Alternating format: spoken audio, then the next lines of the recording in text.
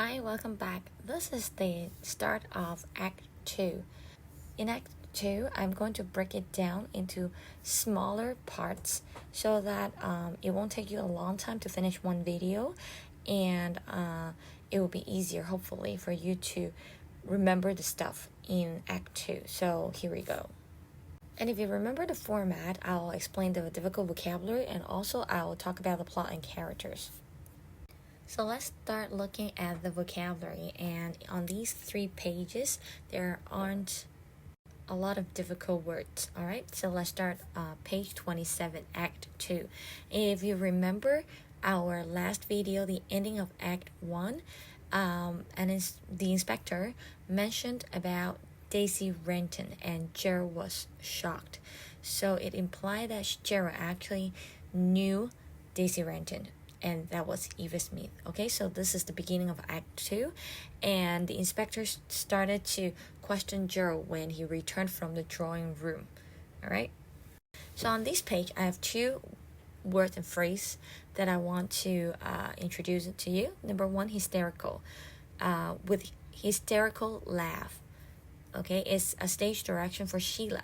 So hysterical means crazy, laughing crazily. Okay, so this is hysterical.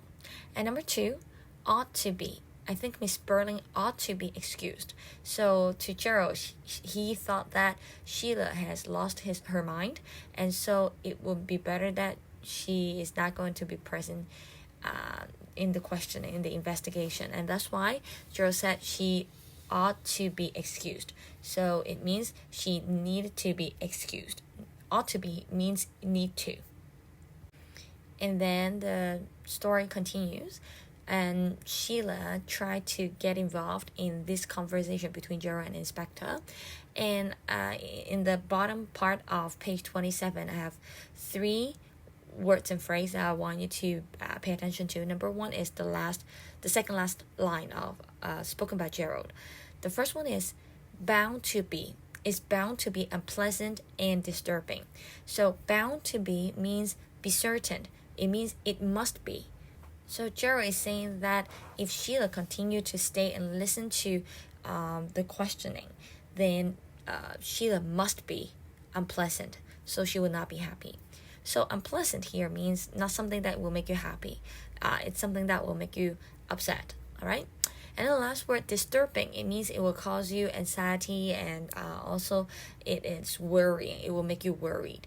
So this is what Gerald means in this line. So this is the first part of page 28, the next page. And when the inspector said one young woman who wasn't, don't we? The inspector was referring to Eva Smith when Gerald was trying to protect Sheila, and the inspector that not every woman was lucky enough to be protected, and Eva Smith was the one who wasn't protected. Okay, so Gerald said, well, I suppose I asked for that. So originally, if you use the word ask for, it means you request something. Okay, you want something and you ask for it. But here, it doesn't mean that Gerald asked for this punishment, this investigation. He used this phrase simply means he knew he has done something wrong, and so this is the consequence. So when you do something and you do something wrong, you make a mistake, and you actually know the consequence, and now the consequence comes back to you. Then you can say, well, I asked for it because I've made a mistake. I knew it. So this is what ask for here means. Okay, and the next word that I want you to pay attention to will be bitterly. So Gerald is speaking that line, is saying that line bitterly. It means that he's actually a little bit hurt. Because when Gerald asked Sheila to go away and Sheila insisted not to, and Gerald felt that Sheila was there trying to witness this investigation and see how bad Gerald has been doing with Daisy Renton. So to Gerald, he felt hurt. So he needed to speak this line bitterly. Okay, and the last phrase that I want you to pay attention to would be the second last line by Gerald. You've been through it, and now you want to see somebody else put through it. So put through it means to make someone experience the same thing. So Sheila has been questioned and she felt guilty, and now that's what Gerald thought. He thought that Sheila wanted to stay here because she wanted to see how Gerald was questioned by the inspector, and she wanted Gerald to feel guilty as well. So this is what this phrase means. You want to see somebody else put through it. So, in the bottom part of page 28, there are more words that I want you to pay attention to, okay? Number one, in Sheila's speech, the second one, cutting in. Cutting in means interrupting. So, when Gerald tried to explain that, oh, no, I didn't mean it, and before Gerald could explain himself, Sheila cut in, okay? So, interrupt. And then, I got that girl sacked. Sacked means getting her fired. So fire her, sack her, lay her off. So all these are synonyms, meaning firing somebody. And then the next word, vindictive. Vindictive. It means the desire to take revenge. So a vindictive creature means like, this is what Sheila is telling Gerald. You thought that she told Gerald that you thought that I was a vindictive creature, means that you thought that I was taking revenge on you. So because the inspector questioned her, so she wanted to see Gerald being questioned as well. So this is the meaning of vindictive, desire to revenge, taking revenge. All right, and then the bottom part, there are three words. Number 4, lively. Lively means full of life, very energetic. It was describing Eva Smith when she was alive. So she was such a person, full of life, very energetic, very happy, very vivid. And then, but she died in misery and agony. So misery means very sad, and agony means pain. And then number 6, and Sheila was distressed. So she was depressed. She was really upset. So this is the beginning part of page 29, and here are the words that I want to mention. The first one, entirely. Entirely means completely. So the inspector said that Sheila felt that she was entirely to blame. So entirely means completely to blame. Only her who should take the responsibility. That's what Sheila thought, okay? And the next one, eagerly. Eagerly. Eagerly means when Sheila heard what the inspector said, and she was so quickly to respond and reply. So she was very eager to answer the question. And then number 3, sternly. Sternly. So the inspector was trying to use a very serious manner to talk to Gerald and Sheila. So that is sternly. And the last word, guilt. So guilty. So if you've done something wrong and you feel like you have the responsibility to the action, then you will feel the guilt. So this is guilt. It's responsibility. So not a lot of vocabulary, right? So let's talk about the plot and characters now. In the beginning of Act 2, well, if you still remember from Act 1, Gerald actually asked Sheila not to mention anything to Gould, because when Gould mentioned about Daisy Renton, Sheila knew that Gerald actually knew Daisy Renton, aka Eva Smith. So Gerald asked Sheila not to mention anything to Gould. But when the inspector returned from the drawing room, and Sheila immediately exposed that Gerald actually knew something by saying, you see, what did I tell you? So the inspector was curious about what actually Sheila and Gerald talked about when he wasn't in the room. And in Gerald's speech, Gerald was trying to ask Sheila to leave the room. Why? Was it because Gerald wanted to protect Sheila? Actually, no.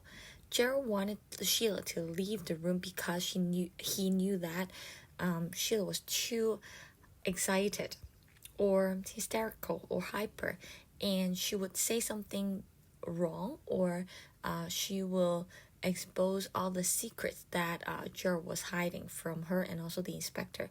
So Gerald thought that it would be safe for Sheila to leave the room so that the inspector wouldn't question anything about Gerald.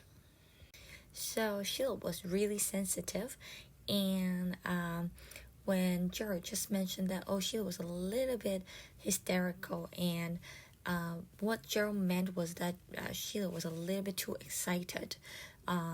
But when Sheila heard this, Sheila thought that Gerald was complaining that she was crazy.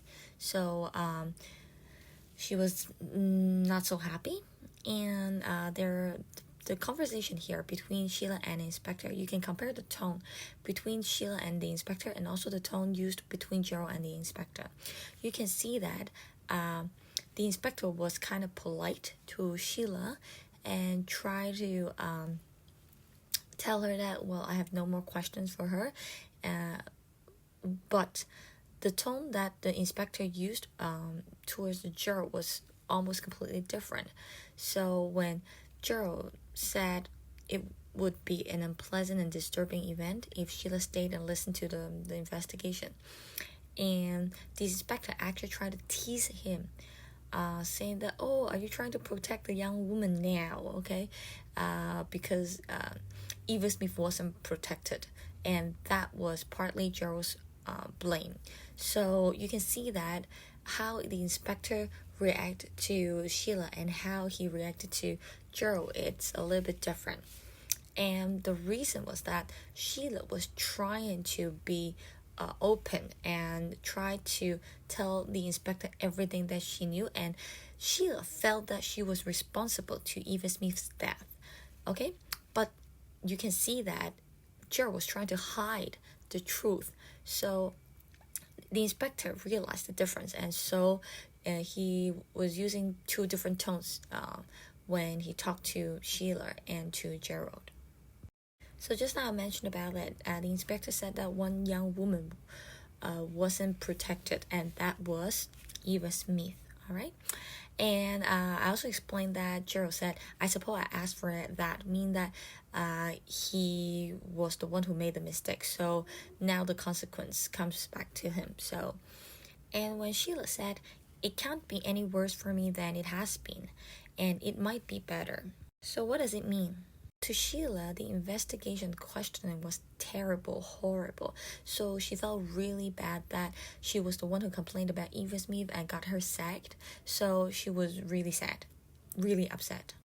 And even though now Sheila might find out that Gerald had a relationship with Eva Smith, but to Sheila, she thought that, oh, this was no longer something big. Okay, it's not a big deal anymore compared to how she felt guilty sacking Eva Smith from Millwards. But Gerald interpreted this sentence in another way. He thought that Sheila was trying to take revenge and wanted to see Gerald to experience what she had just experienced, being questioned, being investigated, feeling bad. And immediately you can see the response from Sheila. She said that, oh, this was the kind of person that you thought that I was. I felt really upset. So simply from these two lines, you could see that if they know each other well, what do you think? To me, simply from these two lines, I could tell they actually didn't know each other well. Maybe they have affections towards each other. They may like each other. They may have dated, and they may have relationship, but obviously they were not true lovers yet. And when Gerald tried to explain that he didn't mean it, well, we're not sure whether he really didn't mean it, okay? But obviously he was trying to take remedy to avoid damage to their relationship, because this relationship, this engagement means a lot to Gerald. Remember, it's a business marriage, it's an arranged marriage, so it means a lot to Gerald as well to combine two companies together. So whether he liked Sheila or not, it doesn't matter anymore. So he was trying to fix the problem. So Sheila continued saying that, oh, Gerald, you really didn't know me well, and you thought that I was a selfish person and I was trying to take revenge. So even Gerald explained himself he didn't mean it, and Sheila didn't believe in him. And what does it reflect? Two things. Number one is Sheila really didn't believe in Gerald. Number two, Sheila was really insecure and had a very low self-esteem. So she didn't trust herself. Even she thought herself selfish and would take revenge. Okay, so that's why she thought that Gerald thought like that. And then a few lines later, Sheila said, "Yes, but you don't believe me. And this is just the wrong time not to believe me." So Sheila was hoping that Gerald would support her, but Gerald didn't. And from this sentence, what do you think? Do you think that their relationship will still be the same or will change?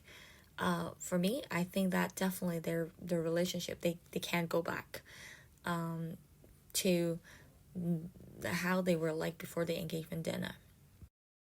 And the inspector interrupted at this point, trying to take charge of the conversation because it became an argument between Gerald and Sheila, and they were like fighting between like couple. So the inspector stopped them and tried to explain to Gerald why Sheila felt responsible and why Sheila felt upset and why she felt like she needed to stay and listen to the investigation. And from the whole paragraph on page 28, the inspector seemed to understand Sheila well. Okay? Why? And even Sheila agreed with the inspector. Whatever the inspector said, she would agree. So you could say that they actually have the same stance towards people, towards politics, and talking about being responsible in the society, in the community. Sheila actually uphold the same view as the inspector, and that's why you can see that the inspector was kind of nice to her, because he felt that, oh, if you would take the blame and you felt guilty, then you are not that bad. So this is what the inspector thought. And you can see that the second line of the inspector actually proved what I've just said. He said that if there's nothing else we could share, we should share the guilt. So everyone should share the responsibility in the society. This is what the inspector believed in. And you could see that this is the philosophy of socialism. Everyone should be responsible of each other in their community. And then at that point, Sheila started to find it weird and question who this person really was. She said, "I don't understand about you." So she finally forgot about her own responsibility and started to question the role of the inspector. So this actually gives some clues and hints of who this inspector really was at the end of the book, okay? But at this point, the inspector didn't mean to disclose his role, so he said, well, there's no reason you should understand me, and the investigation continued. So in this video, we'll stop here. It's not even in the middle part of Act 2 yet, it's just the very beginning. And then at this point, Mrs. Sperling entered the room. So let's wait for the next video. Okay? So that's it of this video. I hope that this little part can help you understand these 2.5 pages more, and more videos are coming. And if you have any question, please leave your comment and let me know.